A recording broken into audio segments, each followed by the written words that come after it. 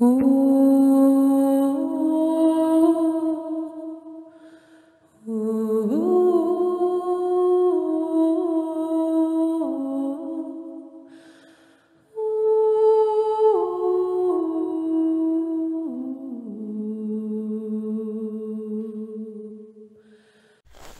c'est reparti de bonne heure et de bonne humeur. J'aime pas m'attarder sur le camp le matin, à moins de, vraiment d'avoir besoin pour récupérer ou d'avoir des choses à faire. Autrement, parfois je me réveille et puis c'est le plus vite possible.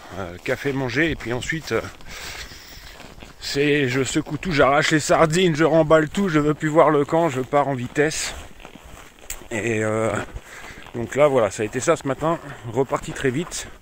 Malgré tout il n'est pas très tôt, il est même tard, là il est 9h du matin.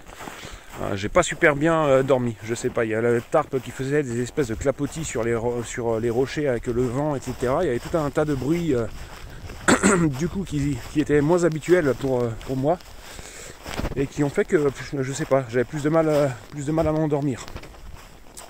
Et puis même au niveau du sol, en fin de compte, j'étais pas super non plus, mais enfin voilà, c'était la meilleure place du coin. Et donc là je redescends sur le petit lac. J'ai même pas revérifié la carte. Je pense que les 3 courbes de niveau là que j'ai vues autour du lac dont j'ai parlé comme étant une falaise, enfin c'est pas une falaise, mais comme quelque chose de très raide, en fin de compte je pense pas que ça soit si raide que ça, je pense que c'est praticable même à pied. Et ouais, en fonction des fois de la représentation du fond de carte, etc. Ça peut varier un peu, mais déjà ce que je vois là, ça n'a rien à voir avec ce qui était dessiné en termes de ligne de contour, de courbe de niveau sur la carte. Là on aperçoit déjà une partie du lac sur le côté. En principe, celle-ci, il y avait sur mon fond de carte, il y avait 3 courbes de niveau là sur le côté. Et c'était censé être accessible du coup que par l'autre truc, par le côté de l'autre versant. Donc déjà la configuration du lieu, elle n'a rien à voir avec les courbes de niveau dessinées sur la carte.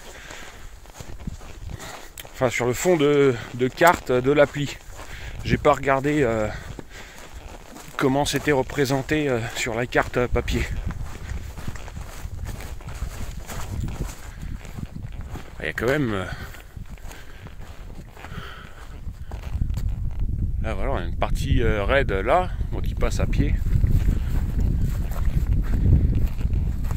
Et allons prudemment, il y avait moyen de la descendre à pied aussi, mais la config a quand même rien à voir avec ce qu'il y avait sur le fond de carte. Parce que sur le fond de carte, les courbes de niveau qui représentent ce massif là, elles reviennent sur tout le tour. Et même sur celui d'en face, là qu'on voit un petit peu, mais c'est beaucoup plus haut. Il y a 3 courbes de niveau sur le fond de carte. Donc ça veut dire que c'est pas à cette petite hauteur, quoi. On doit avoir un mur quasi, enfin voilà, un truc qui descend vraiment raide tout autour. Et parce qu'elles sont pas superposées, hein, les courbes de niveau, il y a un peu d'espace quand même. Mais elles sont très rapprochées, quoi. Et ils ont même grisé à fond le tour. Il y a pas mal, c'est pas la première fois que je vois des grosses... c'est même pas une inexactitude, quoi, ils ont inventé un décor. Bon, j'avais besoin d'aller faire les commissions et donc je me dépêchais pour essayer de rejoindre cette cabane sur le lac en bas qui se trouve derrière le sommet là-bas. Et pas moyen, j'aurais pas le temps, donc comment chier à la montagne sur du lichen sans laisser un souvenir au prochain, et ben on trouve un gros rocher qui veut bien se défaire, on fait dans le trou et on remet le rocher. Voilà, comme ça pas de trace ni vu ni connu. Je suis à moitié redescendu et mon trail passe sur la petite crête qu'il y a ici là, comme ça là, je montre avec les 2 bateaux en même temps.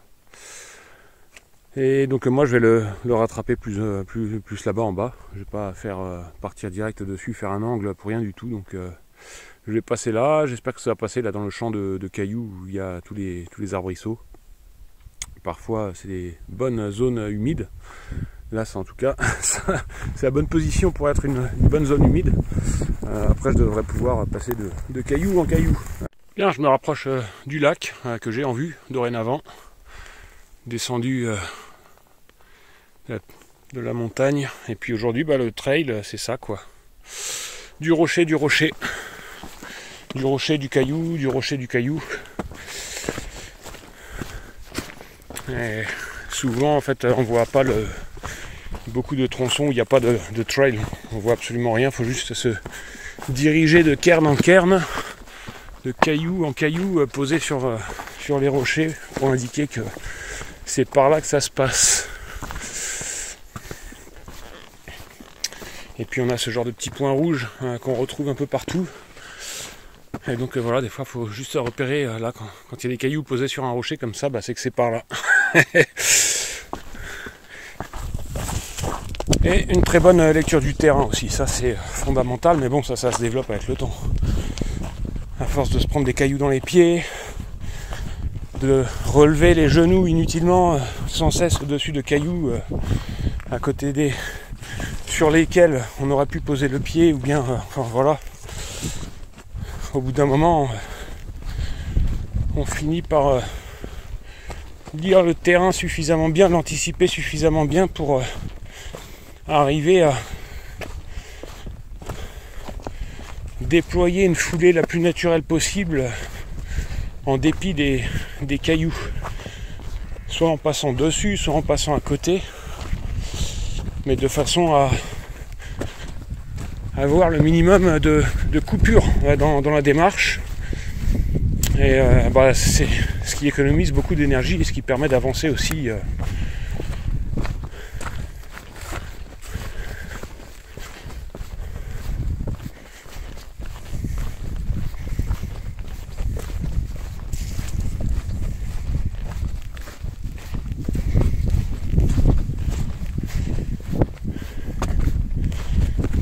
La lecture de sol, c'est un sujet, je crois pas encore être tombé sur une vidéo sur YouTube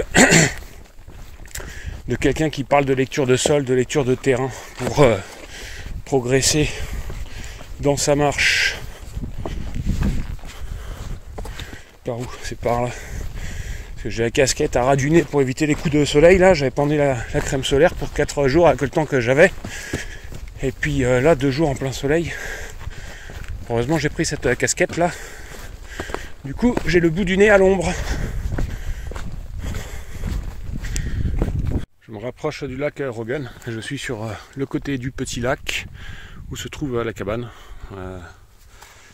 Et dans le fond, on entend un hélicoptère. Alors, je sais pas, je me pose la question. Je crois savoir que un certain nombre de cabanes, le bois qui est présent à chaque fois pour se chauffer, c'est du bois qui est livré. Et je sais qu'à certains endroits, ils le livrent par hélicoptère. Donc il est cordé, il corde le bois sous l'hélico et puis c'est beaucoup plus rapide. Et puis ils font pas de coupe locale en fait.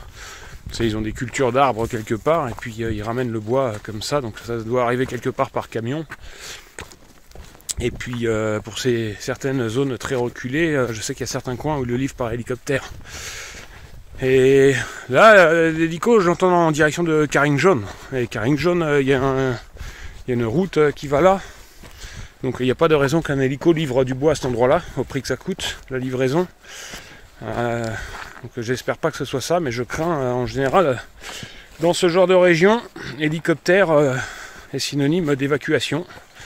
Est synonyme d'accident, personne en détresse ou autre. Donc j'espère que personne n'a eu de problème grave, mais malheureusement il y a peu d'autres raisons d'entendre un hélicoptère dans le coin.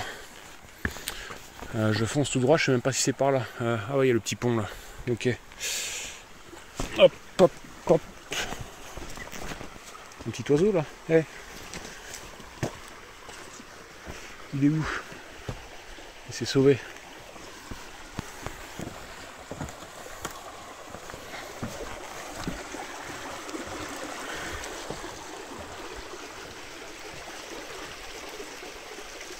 Alors c'est marrant parce que je suis pas venu ici exactement, mais le fait d'être passé entre ces collines, dans ces vallées, etc. en canoë fait que je reconnais les collines. Et que du coup ça me semble très familier, quoi. J'ai un peu l'impression d'être rentré chez moi, tandis que dans le massif précédent, voilà, j'ai toujours plus ou moins longé l'itinéraire que j'ai fait en canoë, mais à une certaine distance et puis sans reconnaître forcément les mêmes vallées, etc. En passant plus à l'écart dans les collines. Donc je n'avais pas ce sentiment-là. Et là, par contre, sur Rogan, j'ai voilà, l'impression de... Je reviens en terre connue. J'ai ce sentiment-là de revenir en terre connue. Donc je suis en train de longer les moraines pour retourner à Karinjón. Et là, on est dans un très très beau coin de forêt. Il y a certains endroits, certains petits même parcs nationaux dans le secteur qui ont des forêts primaires. Et donc il y a sans doute des petits bouts de forêts primaires à droite, à gauche. Et je ne sais pas si cet endroit en fait partie, mais en tout cas, il est assez rare dans la région. D'abord parce qu'on a des arbres d'un diamètre assez important comparativement à la moyenne. Notamment là, il y en a un gros là-bas derrière. Et puis celui-ci, très beau, devant lequel je viens de passer. Et donc ça, c'est extrêmement rare dans le coin. Un arbre de ce diamètre-là, c'est vraiment exceptionnel. Et donc celui-là, il a vu les siècles défiler. Et on trouve donc énormément de gros arbres morts au sol également qui ont été laissés là.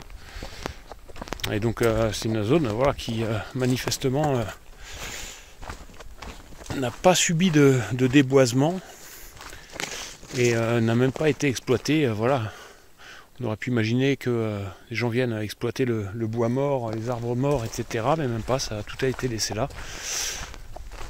Donc on est sur une parcelle de forêt très très très naturelle. Où on trouve voilà, des arbres morts au sol, quelques arbres morts sur pied. Alors là il y a un méga contre-jour, je ne vois pas dans le téléphone, je ne vois pas si on voit cet arbre là. Et puis on trouve voilà, au sol des petits arbrisseaux, des trucs un peu plus grands. Et puis voilà, des trucs un peu plus gros là, 15-20 cm. Donc on a toutes les générations de l'arbre, du petit jusqu'au décès, quoi, jusqu'à la mort. Là encore un arbre mort ici. Et puis on a tout, quoi. Des arbres morts qui pourrissent par terre et qui reviennent fertiliser le sol, abriter les insectes.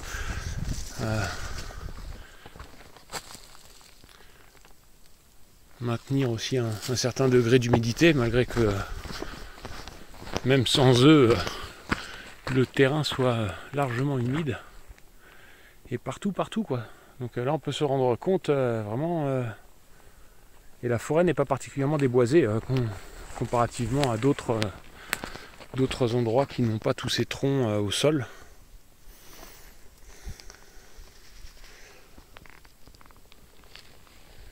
Donc il semble bien qu'on soit vraiment sur une forêt vivante avec le cycle entier de l'arbre. Et on peut voir à quel point les arbres morts peuvent occuper le sol dans ce type de forêt. Encore là, voilà, on va d'arbre en arbre, il y en a partout. Regardez-moi ça là, il m'avait échappé les deux là.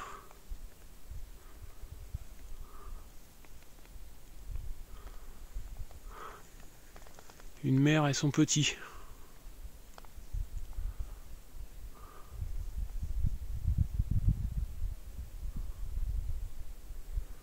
Elle s'arrête pour me regarder. Bon, je vais continuer parce que je vais les stresser pour rien. Ils vont croire que je les épie. Je vais leur montrer que je fais que passer.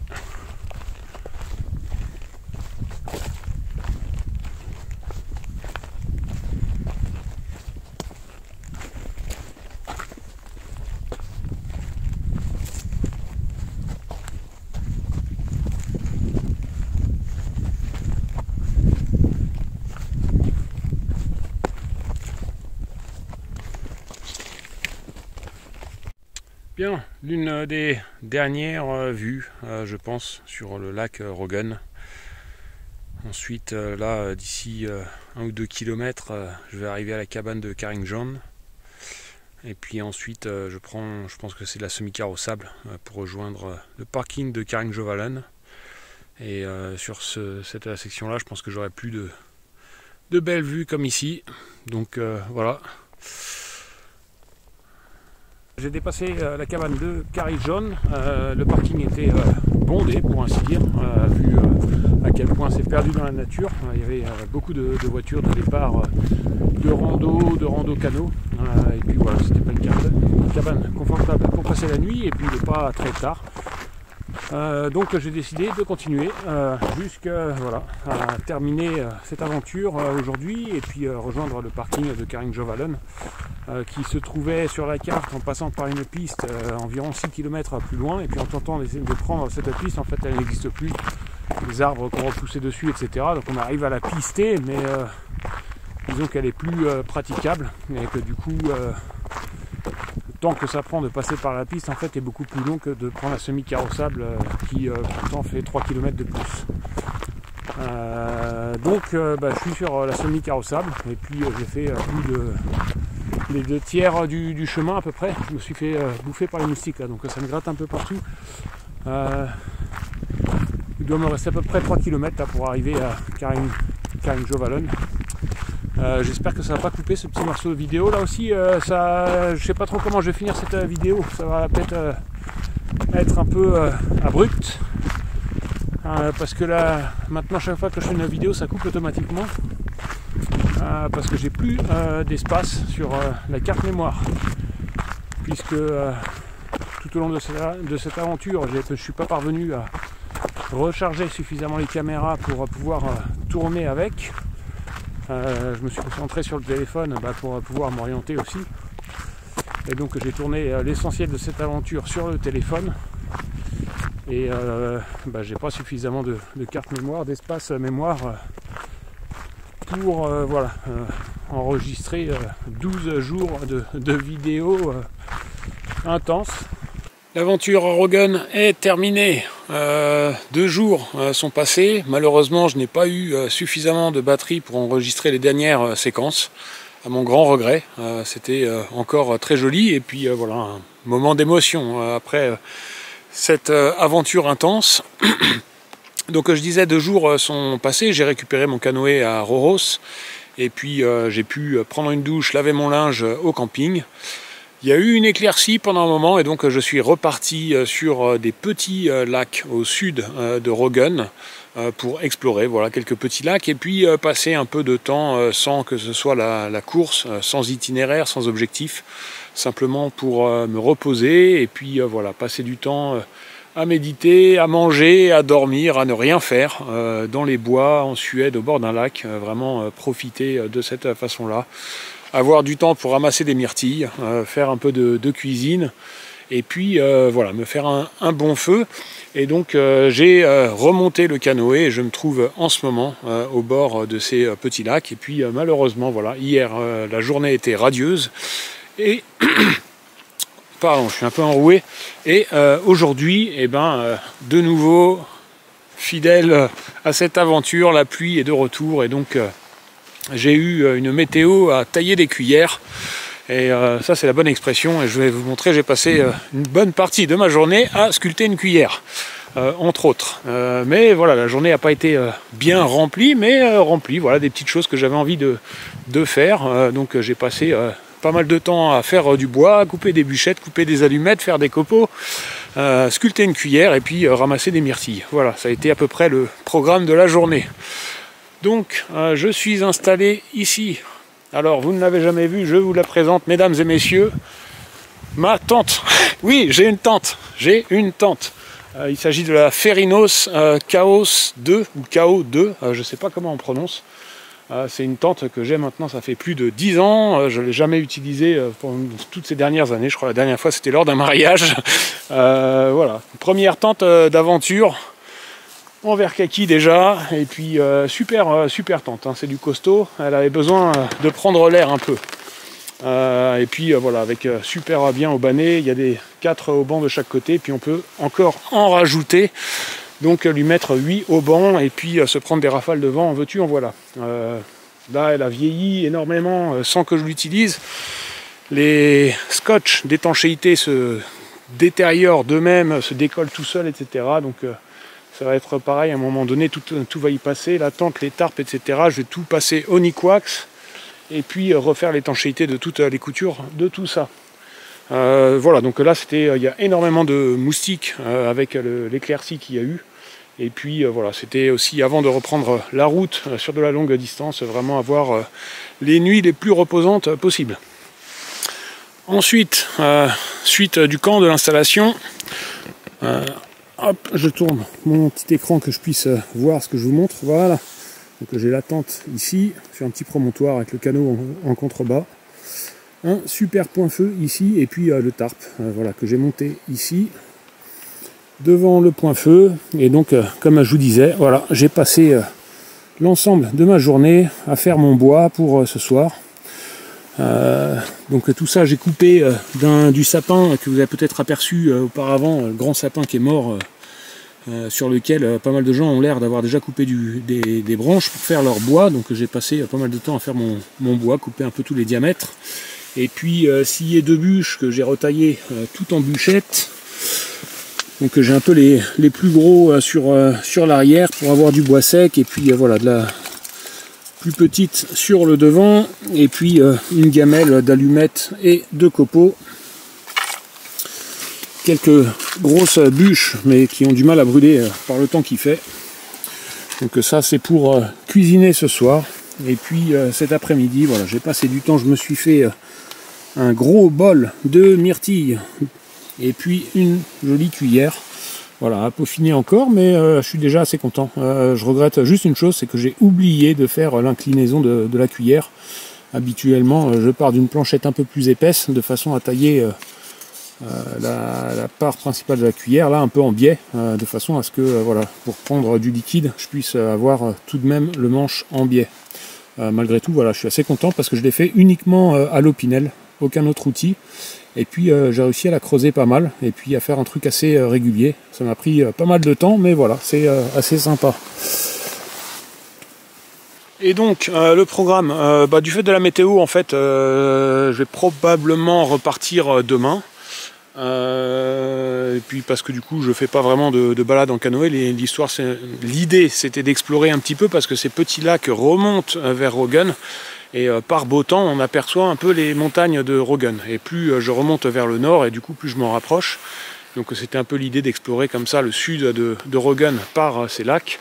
Et puis du coup je vais rien y voir. Et puis là, il y a une petite accalmie là, mais sinon il a plu toute la journée.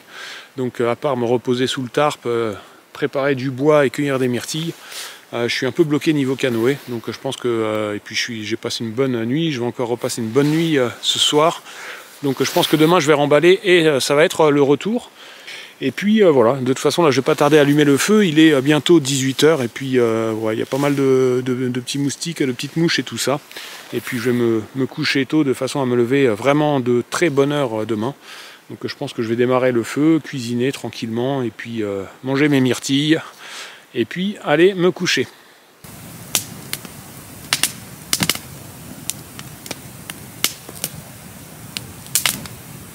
Quel plaisir, après tous ces jours de pluie, et puis à lutter, à survivre pour faire du feu, avec du bois difficile à trouver, et puis pas de bois sec, de l'écorce de bouleau qui ne prend pas. Et puis là, simplement d'avoir eu la possibilité, sur ce gros diamètre derrière, là, qui était brûlé d'un bout, de couper 2 bûches de 20 cm et puis de les refendre en petits bois pour démarrer le feu, ça fait toute la différence, quoi. Ça a permis de générer vraiment suffisamment de chaleur pour sécher et embraser rapidement tout le bois humide, enfin mouillé à l'origine, que j'avais trouvé et puis que j'ai stocké toute la journée sous le tarp pour les goûter. Et du coup je me retrouve avec un bon feu. Ça c'est un feu, quoi, ça fait plaisir. Le feu de la fin d'aventure, quoi. Les fricadelles sont en train de cuire doucement et puis je prépare déjà pour le dessert un espèce de coulis de myrtille. Donc j'ai utilisé juste une partie de ce que j'avais récolté. Coulis de myrtille, donc je vais essayer ça après les galettes saucisses norvégiennes, version norvégienne, équivalent de nos galettes saucisses bretonnes. Eh bien, je vais tester une galette au coulis de myrtille. Alors, c'est intéressant, c'est pas des galettes de blé, c'est fait à base de pommes de terre. Oh là là, le dessert est prêt. Coulis de myrtille sauvage. J'ai fait réduire ça à petit feu. Ça a l'air succulent. Hop là, de la crêpe norvégienne à base de pommes de terre avec coulis de myrtille sauvage.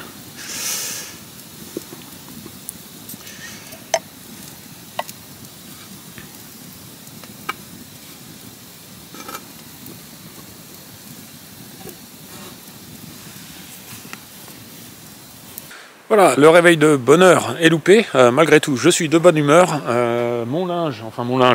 Mes sacs de couchage, tout mon couchage est en train de sécher sur la cordelette, puisque aujourd'hui il y a une petite amélioration, en tout cas ce matin. Maintenant je m'avance pas, peut-être que dans une heure il va pleuvoir de nouveau. Du coup je suis en train de tout déshumidifier pour remballer. J'avoue qu'à chaque fois qu'un brin de soleil se pointe comme ça, je suis toujours tenté de continuer, de passer un jour de plus, aller voir un peu plus loin en canoë. Malgré tout, la vue ne s'est pas découverte, donc voilà, je sais pas, je pense pas que je vais continuer, peut-être finir le tour de ce lac, et puis malgré tout repartir. Je vais terminer de remballer tranquillement une fois que toute l'humidité s'est évaporée. Et puis reprendre la route. C'est tout pour aujourd'hui. Merci d'avoir suivi cette aventure. C'était voilà, une grande aventure et puis plus courte que prévu. J'aurais vraiment souhaité que ça dure plus longtemps et puis avoir un peu plus de soleil, voilà, de façon à pouvoir mixer un peu plus des temps de repos comme je passe là, au temps où voilà, je fonce tête dans le guidon pour garder le corps chaud et puis garder le moral malgré les conditions météo. Donc quand il y a ce genre de météo, voilà, moi je préfère être trempé, être froid, etc. Et puis avancer. J'arrive le soir, moi j'ai toujours un sommeil de bonne qualité, la satisfaction d'avoir atteint des objectifs, de m'être surpassé, etc. Après voilà, c'est vrai que du coup ça devient assez hardcore en termes d'aventure. Mais voilà, j'ai adoré ça, c'est comme ça que moi je fonctionne, c'était super et puis j'espère que ça vous a plu. Et je sais pas de projet pour l'avenir, mais voilà, peut-être j'espère pouvoir reproduire ça, mais de façon beaucoup plus prolongée. Cette année j'avais encore du matériel à acheter pour pouvoir réaliser cette aventure. L'année prochaine, essentiellement, je n'aurai que le transport. Si j'ai la possibilité de refaire une aventure comme ça l'année prochaine, en termes d'équipement, voilà, à 99%, j'ai tout ce qu'il me faut maintenant.